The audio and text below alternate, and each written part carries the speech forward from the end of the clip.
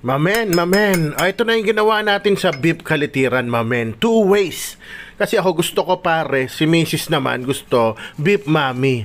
Ayan, so naggumawa na ako ng sausawan, chili garlic na may kalamansi. Ito na nga yung pares, mamen. Ayan, pinaplate ko na kasi titirahin ko na. Siyempre, pag pares, may sabaw yan, mamen, di ba? Ito naman yung kay Esme.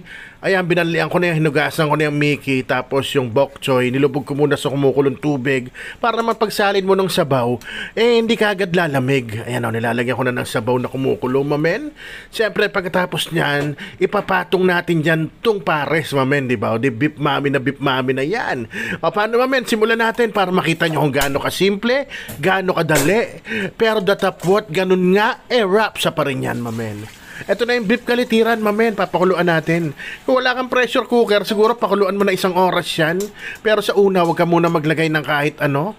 Kasi baka masala mo siya pag sinalaban mo na, mamen. Ayan, lalagay natin sibuyas, mamen. Tapos sibot, peppercorns yung buo. At lalagyan din natin yan ng laurel, 2 lang, pampabango. Asin, mamen. At syempre, beef cube. Ayos na yan. Since pressure cooker ko siya, mga 30 to 35 minutes lang yan. Goods na yan. Habang pinapakuluan natin, mamen, babanlawan ko na rin tong Mickey, mamen. Tapos pagkabanlaw nyo niya ng mga 3 beses, banlian nyo.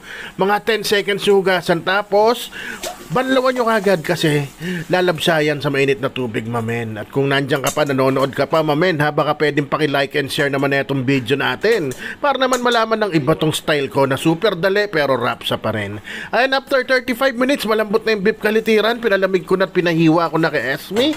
At itong sabaw, tinimplahan ko lang at sinet aside ko. Bukas pa rin ang apoy niyan para mainit siya pag naluto na tong pares natin, mamen. O, ito yung pares retiro style na natin na pinasimple lang.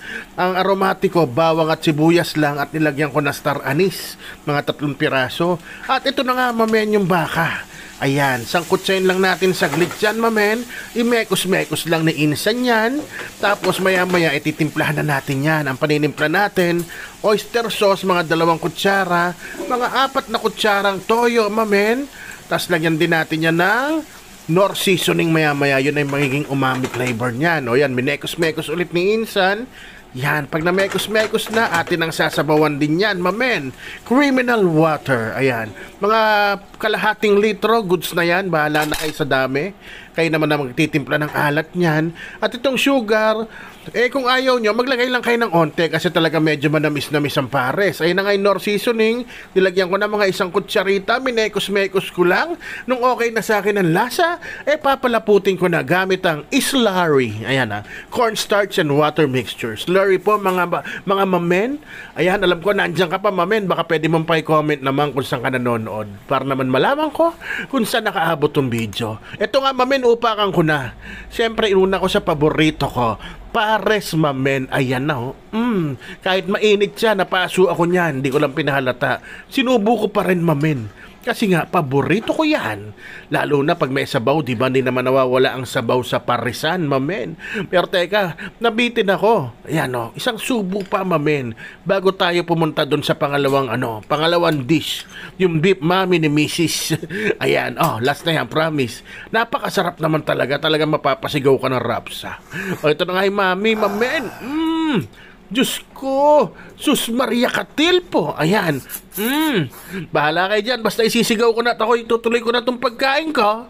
Ayan na. Rapsa. Mamen.